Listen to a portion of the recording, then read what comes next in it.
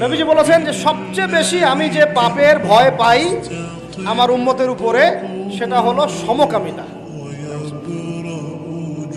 শিরক না, বেদাত না, হারাম রিজিক না, জুলুম না।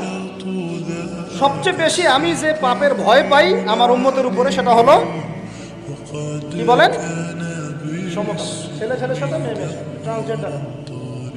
নবীজি বলছেন সাল্লাল্লাহু আলাইহি ওয়াসাল্লাম, ওয়া ইযা ওয়াজাদতুমুহু, তোমরা যদি এরকম কোনো সমকামীকে পাও, ধরতে পারো, ফাকতাল আল্লাযী আমিলা আমালা কওমি লূত, যে ব্যক্তি কওমে লূতের মতো আচরণ করেছে, ফাকতুলুল ফাইলা ওয়াল মাফউলা বিহি।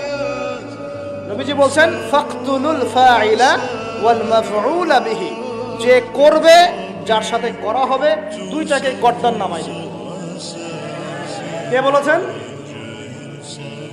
এখন যে করছে ও তো এই অপরাধ করেই ফেলছে, যার সাথে করা হচ্ছে ওই অপরাধী, যে এখানে ফান্ডিং করবে সে অপরাধী, যেকে প্রমোট করবে সে অপরাধী, যেটাকে শিক্ষার কিতাবে নিয়ে আসবে সে অপরাধী, যদি কোনো প্রশাসন গভর্নমেন্ট একে প্রমোট করে তারাও অপরাধী।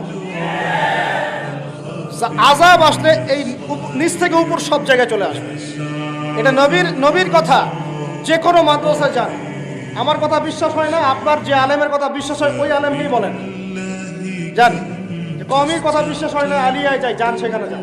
আলিয়ার কথা বিশ্বাস হয় না, সুন্নিতে যায়, সেখানে যান। এই হাদিসের সত্যতা আপনাকে যাচাই করে দেখাই দিবে। ফাকতুলুল ফাইলা ওয়াল মাফউলা বিহি, যে করবে এবং যার সাথে করা হবে দুইটাকে হত্যা করবে।